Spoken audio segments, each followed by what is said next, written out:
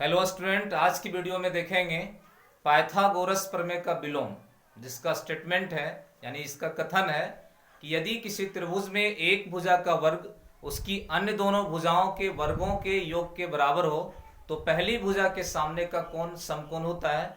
इस प्रमेय को आज प्रूव करके दिखाएंगे। ये प्रमेय 10 क्लास में एनसीईआरटी बुक में 6.9 में दिया हुआ है। तो आइए देखते हैं कैसे इसको प्रूव करना है। सबसे पहले हम क्या करेंगे, एक त्रिभुज लेंगे, एक ट्रायंगल लेंगे, एक ट्रायंगल ए बी सी, एक ट्रायंगल ए बी सी लिया। अब इस ट्रायंगल में स्टेटमेंट में दिया हुआ है कि एक भुजा का वर्ग शेष दोनों भुजाओं के वर्गों के योग के बराबर हो। तो जो पहली भुजा जो लेंगे उसके सामने का जो कोण होगा वो समकोण होगा। यानी एक भुजा का वर्ग हम मान लेते हैं एसी का स्क्वायर, ये दोनों भुजाओं के वर्गों का योग मतलब A B square plus B C square ये बराबर है। तो सिद्ध करना है कि पहली जो भुजा हम एसी लेंगे इसके सामने का जो कोण होगा वो समकोण होगा। तो सबसे पहले प्रमेय में क्या दिया हुआ है उसको लिखना है। तो दिया है त्रिभुज ए बी सी में, त्रिभुज ए बी सी में एक भुजा का वर्ग यानी एसी का स्क्वायर बराबर दिया हुआ है ए बी का स्क्वायर प्लस बी सी का स्क्वायर, ये दिया हुआ है। इसको हम इक्वेशन 1 मान लेते हैं, इतना दिया हुआ है। तो सिद्ध करना है, प्रूव करना है कि जो पहला भुजा हम लिए हैं, जो पहला भुजा एसी लिए हैं, इसके सामने वाला जो एंगल होगा वो समकोण होगा। सिद्ध करना है, सिद्ध करना है एंगल बी बराबर 90 डिग्री, ये प्रूव करना है। एंगल बी यानी एसी के सामने वाला जो एंगल है वो समकोण होगा, 90 डिग्री होगा, ये सिद्ध करना है। तो इतना सिद्ध करने के लिए क्या करना होगा, थोड़ा सा कंस्ट्रक्शन करना होगा। कंस्ट्रक्शन क्या करना है, इसी के समान एक त्रिभुज बनाना है। जो त्रिभुज हम बनाएंगे उसका एक एंगल जो है वो 90 डिग्री लेंगे। यानी रचना में इसी के समान एक ट्रायंगल बनाना है। एक ट्रायंगल पी क्यू आर लिया, पी क्यू आर खींचा, जिसमें से कोण क्यू जो है 90 डिग्री, ये कोण क्यू जो है वो 90 डिग्री लेंगे। और जब कोण क्यू 90 डिग्री लेंगे तो इस कोण को बनाने वाली जो भुजाएं हैं, जो हम ट्रायंगल पी क्यू आर का जो हम कंस्ट्रक्शन कर रहे हैं, रचना कर रहे हैं, इसमें जो पी क्यू आर जो ट्रायंगल है इसका जो कोण क्यू है, इसकी जो भुजाएं हैं पी क्यू और क्यू आर, ये दोनों भुजा किसी माप का ले सकते हैं। तो हम पी क्यू जो भुजा है वो हम ए बी माप का लेंगे, जितना ए बी की लंबाई है उतना हम पी क्यू लेंगे, और जितना बी सी की लंबाई है उतना हम क्यू आर लेंगे। मतलब एक त्रिभुज जो हम पी क्यू आर रचना करेंगे उसमें कोण क्यू 90 डिग्री होगा। उसके बाद फिर ए बी की लंबाई पी क्यू के बराबर लेंगे और बी सी की लंबाई जो है वो क्यू आर के बराबर लेंगे। तो इस तरह से रचना करेंगे। रचना में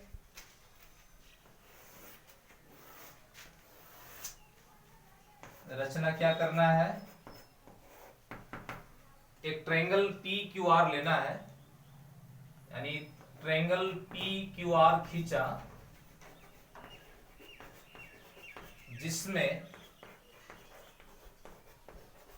जिसमें कोण क्यू बराबर जो है 90 डिग्री। और बताएं कि इस एंगल को बनाने वाला साइड इसमें ये पी क्यू और ये क्यू आर है, तो ये क्यू पी भुजा ए बी के बराबर ले सकते हैं और क्यू आर बी सी के बराबर। तो त्रिभुज पी क्यू आर जो खींचे हैं उसमें हम लेंगे A B equal to A B बराबर पी क्यू ले लेंगे रचना में, तथा बी सी बराबर क्या लेंगे, क्यू आर। इस तरह से रचना करेंगे, यानी त्रिभुज पी क्यू आर खींचेंगे जिसमें angle Q 90 degree, angle Q 90 degree और ए बी की लंबाई के बराबर पी क्यू की लंबाई और बी सी के बराबर क्यू आर, ऐसा खींचा, ऐसा रचना किए। अब अगर यदि ये दोनों त्रिभुजों को, त्रिभुज ए बी सी और त्रिभुज पी क्यू आर को, दोनों त्रिभुजों को अगर यदि हम सर्वांगसम दिखा देते हैं तो सर्वांगसम त्रिभुजों की जो संगत भुजाएं होगी वो समान लंबाई की होगी और उसके जो संगत कोण होंगे वो समान होंगे। तो संगत कोण जब समान होंगे तो यहाँ जब 90 डिग्री का एंगल है तो यहाँ भी 90 डिग्री होगा, जो कि दोनों त्रिभुज जब सर्वांगसम होगा तो संगत कोण जब बराबर होगा तो कोण Q का संगत क्या होगा, कोण B होगा। तो जब ये 90 डिग्री है तो ये भी जरूर 90 डिग्री का एंगल होगा। तो अगर यदि दोनों त्रिभुजों को सर्वांगसम दिखाएंगे तो जो सिद्ध करने के लिए कह रहा है कि पहली भुजा AC का सामने का कोण जो होगा वो समकोण होगा, आराम से सिद्ध हो जाएगा। तो इसको अब सिद्ध करने के लिए यानी सर्वांगसम करना होगा दोनों त्रिभुजों को। तो सर्वांगसम करने के लिए हम देख रहे हैं कि AB के बराबर PQ है बाई कंस्ट्रक्शन और BC बराबर QR है कंस्ट्रक्शन से। अगर यदि तीसरा भुजा जो AC और PR है इसको कहीं हम बराबर दिखा देते हैं तो SSS सर्वांगसमता कसौटी से दोनों त्रिभुज सर्वांगसम हो जाएगा। और जब सर्वांगसम होगा तो सर्वांगसम त्रिभुज के संगत कोण बराबर होंगे तो कोण Q बराबर कोण B होगा। और जब कोण Q 90 डिग्री है तो एंगल B भी 90 डिग्री होगा, जो सिद्ध करना है। तो आइए सर्वांगसम करने का प्रयास करते हैं, यानी AC बराबर PR दिखाने का प्रयास करते हैं, क्योंकि ये भुजा बराबर होगा तो सर्वांगसम होगा SSS सर्वांगसमता कसौटी से। तो आगे जो है ये दोनों को सर्वांगसम करने के लिए हम ये ट्रायंगल से चलेंगे, प्रमाण में चलेंगे ट्रायंगल PQR से, PQR में। इस ट्रायंगल में जब यहां 90 डिग्री का एंगल है तो जरूर इसमें हम पाइथागोरस प्रमेय लगा सकते हैं, क्योंकि पिछला वीडियो में पाइथागोरस प्रमेय बताए थे और उसमें हम बताए थे कि यदि कोई समकोण त्रिभुज दिया हुआ है तो समकोण त्रिभुज में जो कर्ण होगा, कर्ण का वर्ग अन्य दोनों भुजाओं के वर्गों के योग के बराबर होगा। तो यहां हम पाइथागोरस प्रमेय लगा सकते हैं। तो त्रिभुज PQR में लिखेंगे कि एंगल Q बराबर कितना 90 डिग्री। ये रचना हम किए हैं रचना से। तो पाइथागोरस प्रमेय का प्रयोग करेंगे, पाइथागोरस प्रमेय से, पाइथागोरस प्रमेय से कर्ण का वर्ग, तो कर्ण इसका क्या होगा PR, चूंकि 90 डिग्री यहां है तो PR का स्क्वायर बराबर लिख सकते हैं PQ का स्क्वायर प्लस QR का स्क्वायर, PQ का स्क्वायर प्लस QR का स्क्वायर।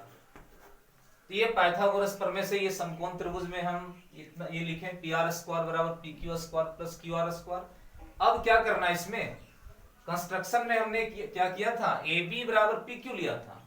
तो जहां पर PQ है वहां AB बैठा सकते हैं और जहां पर QR है वहां पर BC बैठा सकते हैं। तो इस तरह से PR स्क्वायर बराबर AB स्क्वायर प्लस क्या हो जाएगा BC स्क्वायर हो जाएगा। तो ऐसा इसलिए करना चाह रहे हैं कि जो समीकरण एक जो दिया हुआ है कि AC स्क्वायर बराबर AB square plus BC square है, तो अगर यदि हम यहां भी AB square plus BC square ले आएंगे तो समीकरण का जो RHS साइड है वो इक्वल हो जाएगा। अब जब RHS इक्वल होगा तो LHS को जब इक्वल करेंगे तो AC स्क्वायर इक्वल टू क्या हो जाएगा PR स्क्वायर। तो स्क्वायर स्क्वायर जब कैंसिल होगा तो AC बराबर PR होगा, यानी त्रिभुजों की दोनों त्रिभुजों की तीनों भुजाएं बराबर हो जाएगी। इसलिए ऐसा करना चाह रहे हैं, जहां पर PQ है वहां पर रचना से क्या बैठाएंगे AB बैठाएंगे और जहां पर QR है वहां रचना से क्या बैठाएंगे BC बैठाएंगे। तो इस तरह से आगे लिखेंगे PR का स्क्वायर बराबर PQ के जगह पर AB, तो AB स्क्वायर प्लस QR के जगह पर BC, तो BC का स्क्वायर। ये इक्वेशन 2 मांग लेते हैं। ये चेंज किए किस कारण से, रचना से। रचना में जो है वो AB बराबर PQ था और BC बराबर QR था, तो बदल दिए। अब समीकरण 2 और 1 में हम जब देखेंगे तो इसका RHS साइड इक्वल है, AB square plus BC square, AB square plus BC square. और जब समीकरण का जब दाहिना साइड इक्वल है तो बायां साइड जरूर हम इक्वल यानी बराबर करेंगे। तो समीकरण 1 तथा 2 से, समीकरण 1 तथा 2 से क्या लिख सकते हैं, AC स्क्वायर बराबर क्या हो जाएगा PR का स्क्वायर, और स्क्वायर स्क्वायर जब कैंसिल होगा तो इस तरह से AC बराबर क्या हो गया PR। ये समीकरण 3 मांग लेते हैं। अब AC बराबर जब PR आ गया तो दोनों त्रिभुज को अब हम सर्वांगसम आराम से कर सकते हैं। तो दोनों त्रिभुज से चलते हैं, त्रिभुज ABC तथा त्रिभुज PQR में। दोनों त्रिभुजों को सर्वांगसम करने के लिए अब हम क्या क्या बराबर दिखाएंगे। AC बराबर PR समीकरण 3 से, और AB बराबर PQ रचना से है, और BC बराबर QR ये भी रचना से है। तो S सर्वांगसमता कसौटी से त्रिभुज सर्वांगसम हो जाएगा। तो इसीलिए हम AB